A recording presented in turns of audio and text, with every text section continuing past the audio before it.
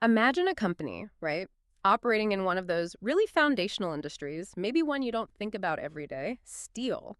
And they just pulled off, well, a pretty significant turnaround in their latest results. It's not just about the numbers, though, it's really about the strategic thinking behind them. Welcome to the deep dive. We sift through the data to find what actually matters for you.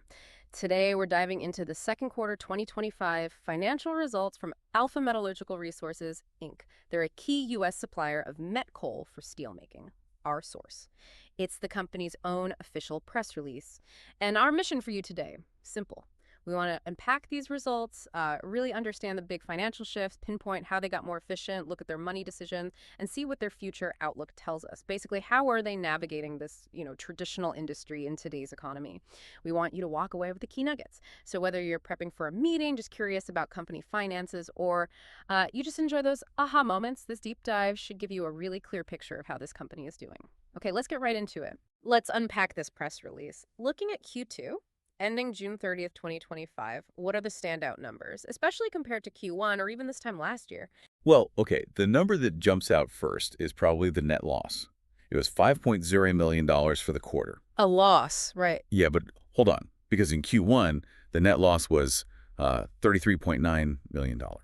So $5 million is a huge improvement from that. Okay. Context is key. Exactly.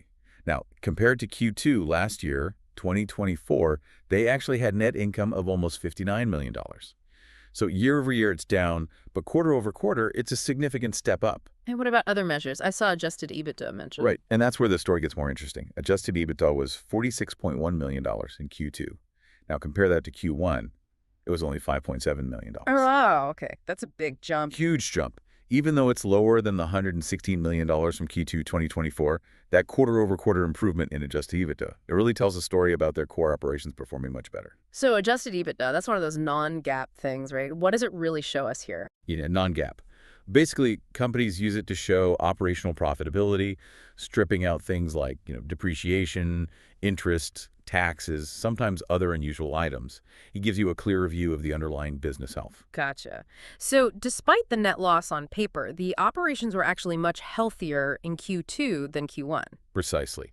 It suggests they got a much better handle on their costs and core business activities during the quarter. Okay, and speaking of health, they mentioned their liquidity position. Total liquidity of $556.9 million as of June 30th.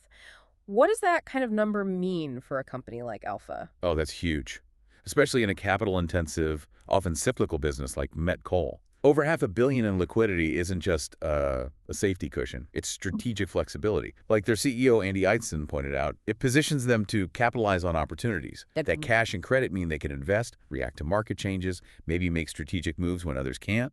It's dry powder. Okay, so strong liquidity, better underlying operations. Now, you mentioned getting a handle on costs. The press release really highlighted that. Their best quarterly cost of coal sales performance since 2021, that sounds like a big deal. It is a big deal. Yeah. They brought their met segment cost of coal sales down to an average of $100.06 per ton in Q2. And it's down from? Down from $110.34 per ton in Q1. That's more than a $10 per ton drop in just one quarter. It's a really significant operational win. How did they manage that? The release points directly to improvements in labor and supplies. So it sounds like some focused internal efficiency drives really paid off. Not just market luck, but actual management. And did this Q2 success change their outlook for the whole year? Yes, it did. They actually lowered their guidance range for the full year's cost of coal sales. Yeah. The new range is $101 to $107 per ton. Down from $103 to $110 per ton previously. So at the midpoint, that's about a $2.50 per ton reduction for the entire year's outlook. That's tangible savings. Any other guidance changes? Yep. They also tightened up their SG&A guidance, that's selling, general, and administrative costs, reduced it by about $5 million at the midpoint. Shows careful management of overhead. But I sense a but. Well, it wasn't all reductions. They did slightly increase their guidance for idle operations expenses. Interesting. So cutting costs in active production and admin, but maybe spending a bit more to maintain idle sites. What does that suggest? It suggests a focused approach, right? They're cutting fat where they can in the core running business, but perhaps investing strategically in keeping other assets ready, maybe for a future market upturn or different operational needs. It's about making trade-offs. So, for you, our listener, this really shows how companies can find real savings, improve their profitability just by focusing internally on processes. It's about controlling what you can control, even when the market's doing its own thing. Okay, let's switch gears slightly. How do they actually generate revenue in Q2? What do the numbers on coal revenues and tons sold tell us? All right, so for their Met segment, total coal revenues were $548.7 million in Q2. That's actually up a little from $529.7 million in Q1. And volume, Yeah. tons sold. They sold 3.9 million tons of coal in Q2, also up slightly from 3.8 million in Q1. But it is worth noting that's down from 4.6 million tons back in Q2 of 2024. So volumes are up from Q1, but still lower than last year. Okay. And how did pricing play out? I saw they broke down sales by different pricing mechanisms. That seemed interesting. Yeah, that breakdown is quite revealing for Q2. Get this. Their domestic sales, selling coal here in the U.S., got the highest price by far, $152.28 per ton. Wow. And that was how much of their sales? That was 26% of their met tons sold. So, a decent chunk. Okay, what about exports? Exports were split. There's export other pricing mechanisms, which averaged $113.82 per ton. That was the biggest slice, 47% of met tons. And the other export category? No, it's export Australian indexed, priced against Australian benchmarks that came in at $109.75 per ton, making up the remaining 27% of met tons. So overall, Their average realized price for the met segment was $119.43 per ton. that difference between domestic and export pricing is really stark, over $40 higher for domestic. It really is. It highlights how valuable that domestic market is for them, likely more stable contracts, maybe better pricing power. Yeah. The export market, clearly much more competitive and price sensitive based on those global indices. Okay, so operationally stronger, better cost control, decent revenue, despite some volume shifts. What about strategic moves looking forward? You mentioned cash flow earlier. Right. Cash provided by operating activities saw a really nice jump. It's $53.2 million in Q2, up significantly from $22.2 million in Q1. And why is that specific number, cash from operations, so important? Because that's the cash generated purely from their core business activities. It's the lifeblood. A big increase there means the business itself is throwing off more cash, which directly fuels that strong liquidity position we talked about. Less reliance on borrowing or external funding. Got it. Now, something else that caught my eye in the strategic section was this one big, beautiful bill act, the OBBBA. Sounds impactful. What is that? Yeah, that's a potential game changer. It really shows how policy can suddenly shift the landscape for an industry. Okay. So this OBBBA, signed into law apparently on July 4th, 2025, it adds metallurgical coal to the list of applicable critical minerals under something called the Section 45X tax credit. Section 45X, tax credit. Okay, break that down. Basically, it means starting in 2026 through 2029, Alpha can get a refundable tax credit equal to 2.5% of their production costs for met coal. Wait, refundable, what does that mean exactly? Refundable is key. It means if the credit they calculate is more than the taxes they owe, the government actually pays them the difference. It's not just reducing their tax bill, it can be a direct cash payment from the government. Whoa, okay, that sounds significant. Very significant. Alpha estimates this could mean an annual cash benefit for them of somewhere between $30 million and $50 million per year just from this credit. 30 to 50 million a year just appearing on the bottom line, essentially. Pretty much. It's a major boost to their future liquidity and profitability, something that wasn't even on the radar before this law passed. Fundamentally changes their financial outlook for those years. Okay. Wow. What about returning cash to shareholders? They had that big share repurchase program, but paused it, right? Correct. They had a $1.5 billion authorization with about $400 million still left on it.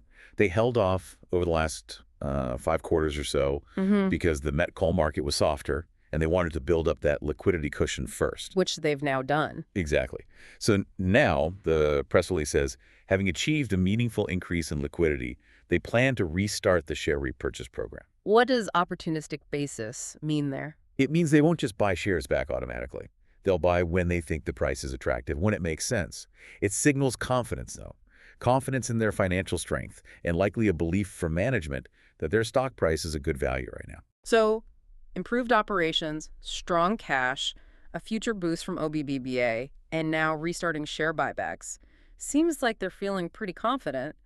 How does this translate into their commitments for the rest of 2025? How much coal is already sold? Yeah, they gave an update as of July 30th. For their metallurgical coal in 2025, they've already committed it and priced about 69% of their expected volume. 69%. And at what kind of price? At an average price of $127.37 per ton.